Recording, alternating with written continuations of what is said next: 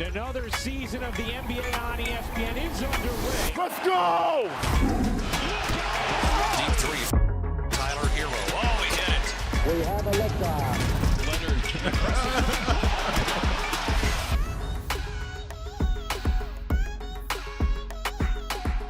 Welcome into Hoop Streams. We're a little late, but don't worry about it. We got the Celtics versus the Bucks. It's happening literally right now. I'm Christine Williamson. It is a beautiful day.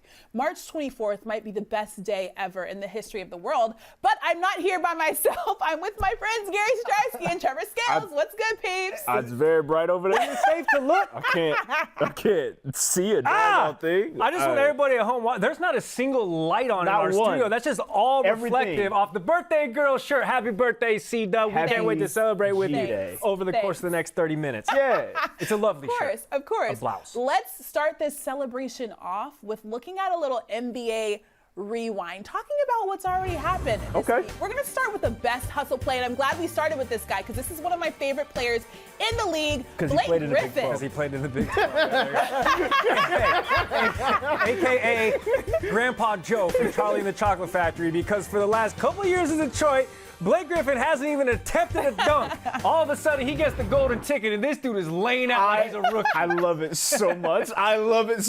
Just hey, dog it when you don't want to be there, and just start hooping as soon as you get up out of there. Yeah, when it's time to visit the Chocolate Factory, go ahead and just get up like a spring to my chicken. Wow. He's happy to be in Brooklyn. All right, let's move on. Best pickup game. If you ever in your life think that you can beat an NBA vet, and I'll actually throw in there a woman who's a basketball player, you can't. This high school player called out Brian Scalabrine. Hey, listen, the white mamba is nothing to be trifled with. People keep disrespecting him. But here's the thing. Yeah. This kid was actually playing decent ball. No, yeah. He was banged. Like, he was going down to work with it. He was definitely fundamental, but Scalabrine wasn't even trying. But 11 zip, like, that's the final result. Like, after you look at that tape, you're like, no, he kind of hooping. But one time Luther Head in Houston came to a 24-hour fitness pickup game. He was playing maybe 50%, smoking everybody. It wasn't even fun, and he was just like, stop challenging pro hoopers to anything that involves a hoop. That's the thing. Like, your favorite player that you say can't shoot, I promise you, when he in the gym with you, he can shoot. Also, he's only 43 years old. It's not like he's 76. Like, he's still got it. He still got it. All right, let's go to best announcer call. On this one, we need you to hear. Buddy Hield hitting them like a stimmy. Like that stimulus check. Getting you what you need when you need it. Hey, bro, shout out Mark Jones for real, bro. Hey, I'm happy to hear that man still clowning on the call. I love it. How did it get a stimmy? I hope all you guys at home are enjoying once that stimmy hits. Get that stimulus check, treat yourself to a nice meal and everything else that comes. Gary, that means you got money. Exactly. That's exactly what he has no idea what he just alluded to. You didn't get one? Dang. My mom, never mind. Anyways. First great trash talk. We got Draymond and Tony Allen talking trash on social media. You remember when Draymond Green said he would be the defensive player of the year? Tony Allen was like, nah. No, yeah. And listen, Tony Allen also has the chops because Kobe Bryant was asked who was the toughest defender, and without hesitation, he said, Tony Allen put the clamps on me and never asked for help. Fair. But also, there is a myriad of players that I'd probably put on the list of greatest defenders of all time before we get to those two. I just think that needs to be sort of. So you got like Scotty. Yeah. You got, of course, the big. Dikembe, all like Bowen. Yeah, like we have some names that we could probably throw out there before we get to those two. No disrespect. And no disrespect to that take right there, but when you have an all-time great, an all-time scoring legend, obviously Kobe Bryant, rest in peace, asked who is the toughest in your 20-year career to ever play defense on you. He played against some of those guys. Yeah. And without hesitation was like Tony Allen. I think Tony Allen has a stronger case than Draymond Green. I agree with that. All right, let's go to top almost poster. Grizzlies versus the Warriors. Ja Morant. Speaking of Draymond Green on defense. Poor Draymond. Could have ended his whole career right there. He almost did.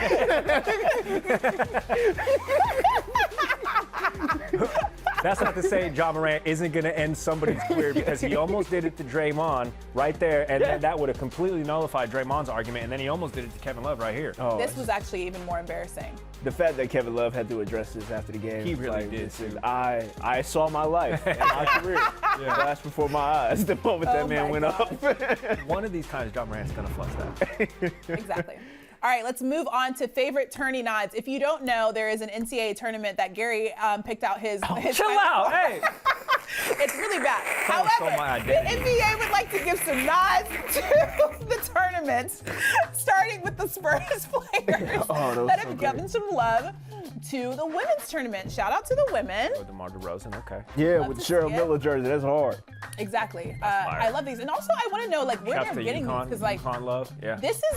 these are like rare. I'm trying to figure out where they got them Correct. from. I'm gonna tell you right now, Deontay Murray just asked Coach Hammond, like, "Hey, Coach, can I get the game used from the Colorado State?" And she was like, "Sure thing. Here That'd you be go." pretty hard. That'd be pretty Also hard. got him brownie points too, probably. Yeah, got him a little more playing time.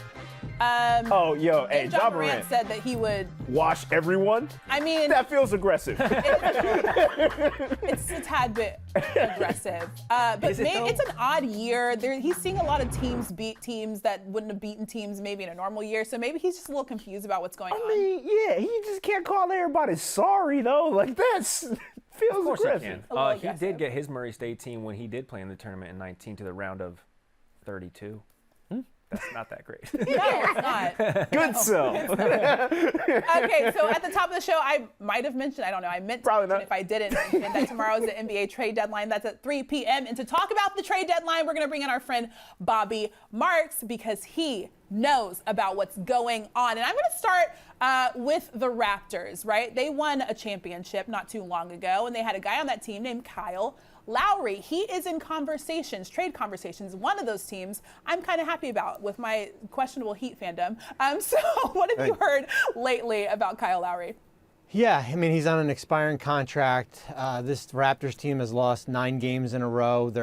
I think they're 3 games out of the play-in tournament. Him and Norm Powell are the 2 names to keep an eye on. I think for teams like Miami and for Philadelphia, it's a matter of how they view Lowry. He's not extension eligible, so are you getting him for the next 2 to 3 months as a rental? And what do you want to give up? If you're the Heat, it will cost you a combination of probably Goran Dragic or Andre Iguodala and one of your younger players, Duncan Robinson or Kendrick Nunn.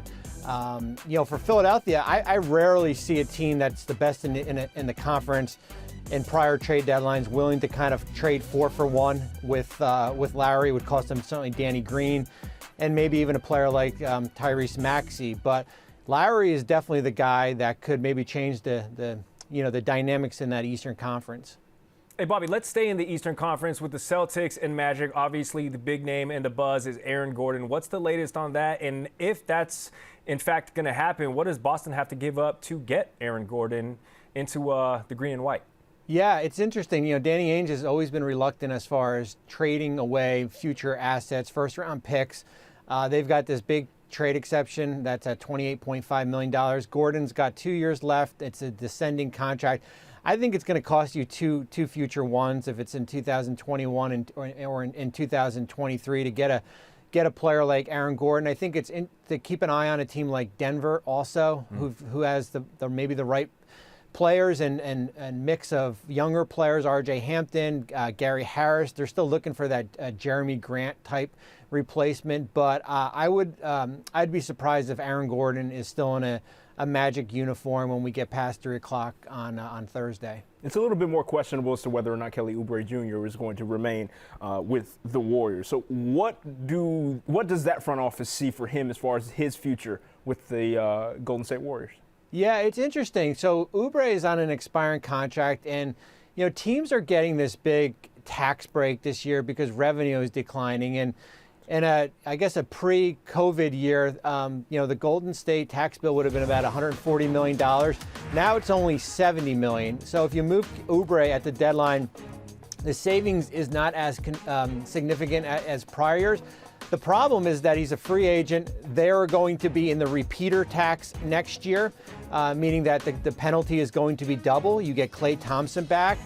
He'll probably demand a salary in that $9 to $10 million range. What essentially could cost you $80 million just for Oubre in next year. So they've got a decision to make by Thursday. If they hold on to him, they certainly can do something when we get into free agency. Bobby, last one for me, and this one seems to be the most intriguing. Lonzo Ball down in New Orleans. Magic Johnson just recently came out and said he's got the top IQ of any point guard in the league. High praise, obviously, coming from Magic. So what scenario do you see playing out with Lonzo in New Orleans? Does he stay, and if he does, where does he go? Yeah, I would be reluctant regarding Lonzo in New Orleans as far as trying to find him a new home by the deadline, just because he's a restricted free agent. You have the right to match, and I don't want to see him as a cap casualty because you're sitting on $18 million of Eric Bledsoe's contract for this year and next year. And if there's not a deal to be made, and I know that his price tag probably could be north of $18 million, he's played his best basketball this year. I wouldn't do anything with Lonzo and wait until the offseason. Certainly a team like Chicago has been mentioned. Philadelphia would be intriguing as far as Lonzo Ball fit, but I'm hesitant as far as moving off from him. All right, so not that much longer till we see where all of these things land. Thanks so much, Bobby, for joining us. Thanks, guys.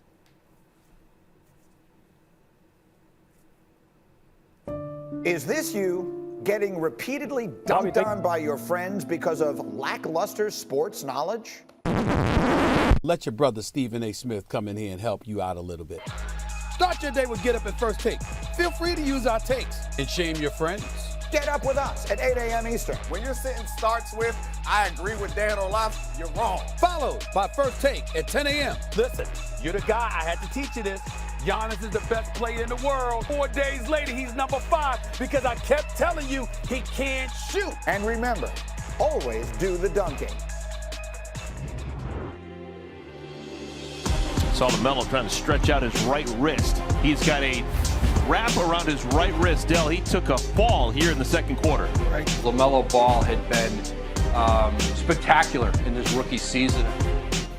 So it's just one of those freak accidents that ended the potential Rookie of the Year campaign for one LaMelo Ball. Tragic, to say the least. But now we got to figure out if he's done enough to kind of win that Rookie of the Year award, or if we slide somebody else in there. See, you said it ruined his Rookie of the Year campaign. I said, yes, it slightly hindered it, but I think that he is still the favorite just based off of the resume he has already assembled. So far, 60-ish% of the way through this season. Yeah, but he's not played 60% of the games, and the lowest Rookie of the Year award winner, Patrick Ewing, played about 61% of the game. So if he does not, were around. Okay, we were around, but at least, regardless, when it comes to this Rookie of the Year discussion, I think he is still the favorite perennially. Of course.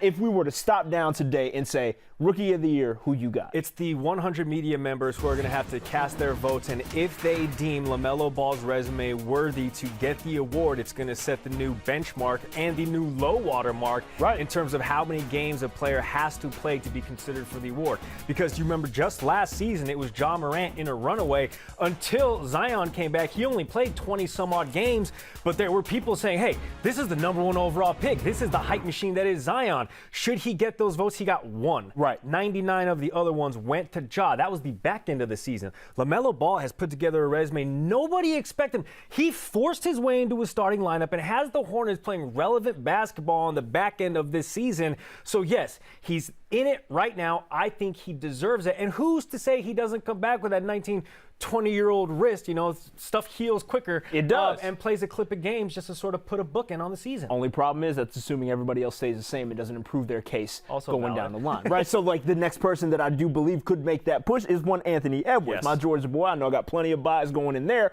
But what he has done, right? 42 points explosion against the Suns recently. This brother has put highlight reel after highlight reel out there, similarly to LaMelo Ball. And he's in a franchise where he's asked to do quite a bit, right? He is about the only thing good happening for the Minnesota Timberwolves at this point. I understand that the Rookie of the Year is an individual award, so obviously he's already gotten the Dunk of the Year, Sound Bites of the Year. Yes. He plays on the worst team in the entire league. That's record-wise. That's when he put them on the floor night in and night out. They've won 10 games all season. He is the lone bright spot. So if there is going to be a placeholder for LaMelo Ball's absence in this home stretch, it should be Anthony Edwards.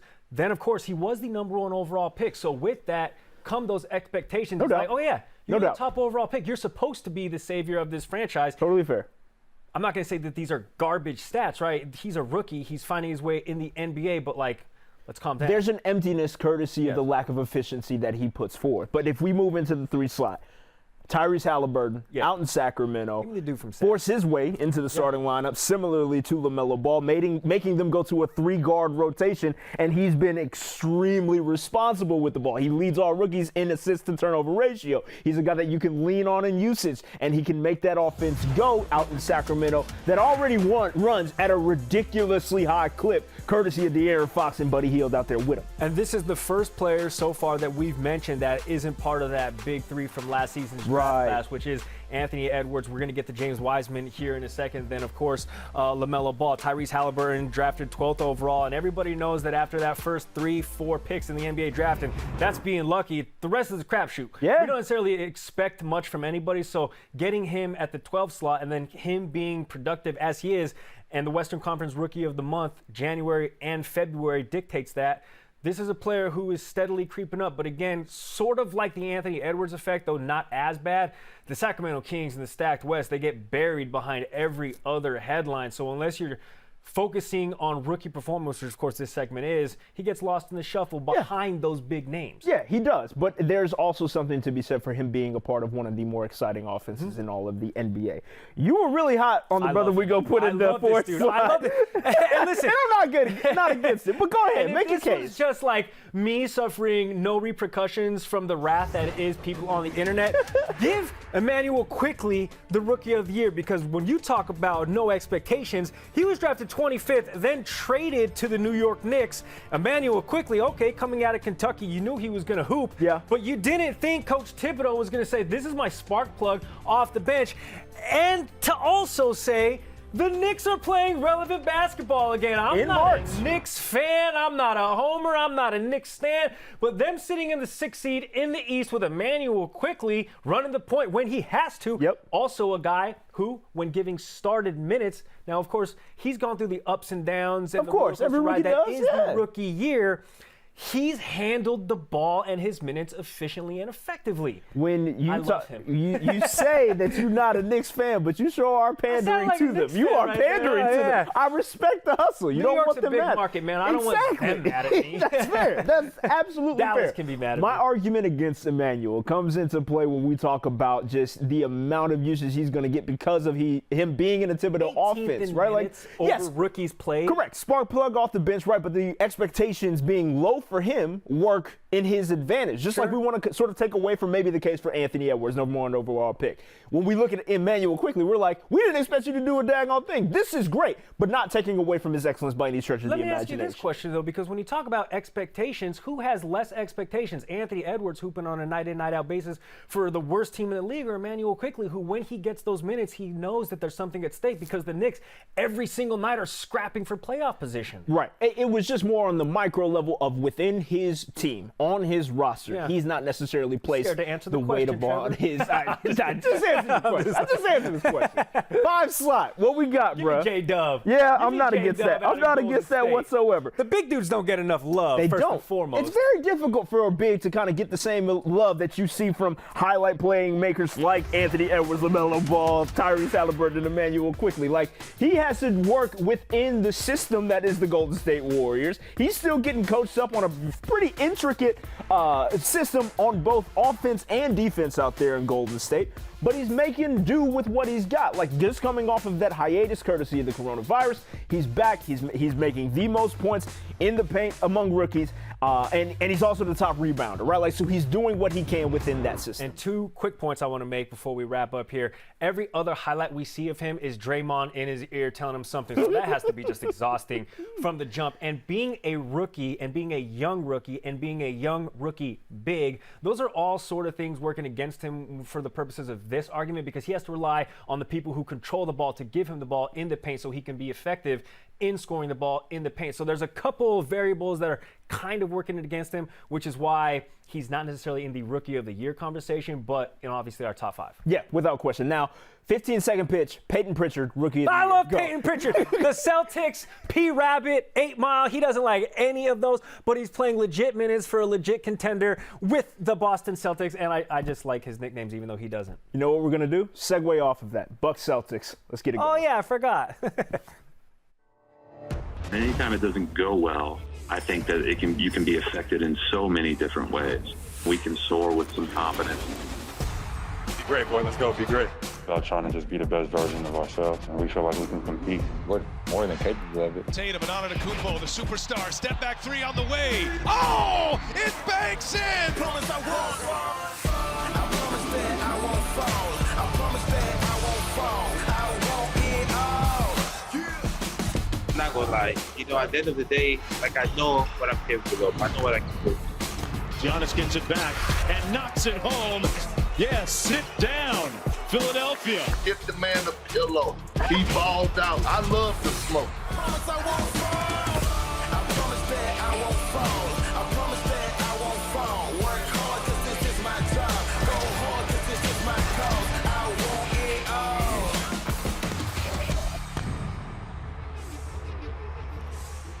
That's right, the Bucks versus the Celtics happening right now on ESPN. The Bucks are currently up 20-12, but let's talk about the Bucks. They're on a 7-game win streak since the All-Star break. They have not lost one. Trev, Gary, what do you think has been the key to their success? Offensively, they are a team that kind of gets what they need to from just about everybody on the court. You start with Giannis, of course, perennial MVP conversation holder.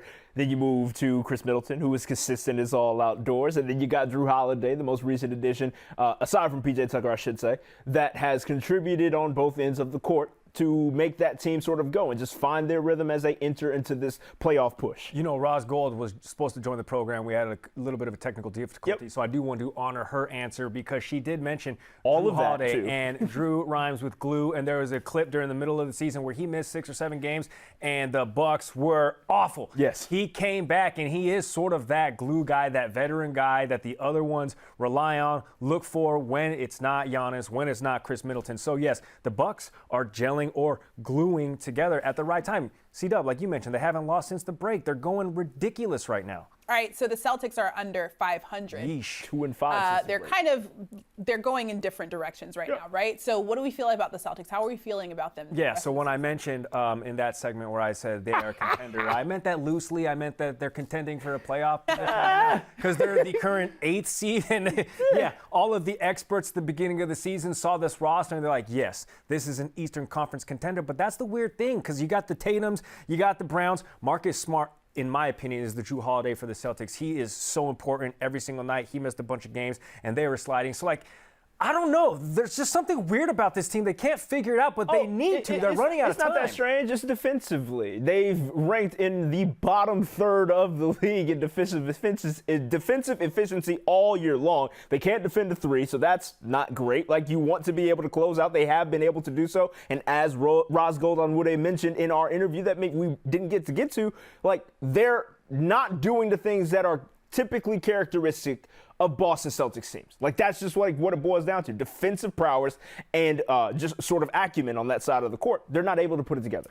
Everybody loves us talking about hoops right now, but more importantly, what people need to see and recognize is we are celebrating more than just a basketball game. We are celebrating the birth date of one C-Dub. Please roll the montage. Hey guys, Christine Williamson here. My hair doesn't always look this good. There's something special about death baths. It's a big deal. Okay, wait. Make a layup? Yeah. That's exactly what we do. Gun in their heads. That's what we do. We just get loud, bring a lot of energy. He's going like this because he's so swaggy. You might want to get a mop. What?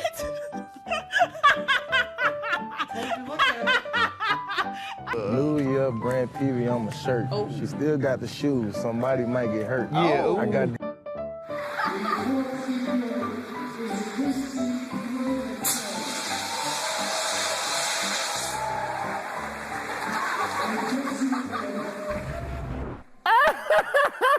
Oh, she played volleyball? She went to Clemson? You never told us that, C-Dub. Hey, yeah, actually, go ahead. Cannot believe that you guys put the nostril hair things. You put it out for the world to see. You put it out. But I will say this is exactly why you should take off for your birthday every year, because that's exactly what happens. The moment you hear, no, you get these jokes. Oh my! So we presented a couple things to you, by the way. Oh God. Couple birthday gifts. Right. Wait, what is this? This is for the Peloton. We know you have trouble finding motivation for riding your Peloton, Put it on. Christine. So we decided to get you a helmet to encourage you. You guys. And then Gary. This one has a little backstory.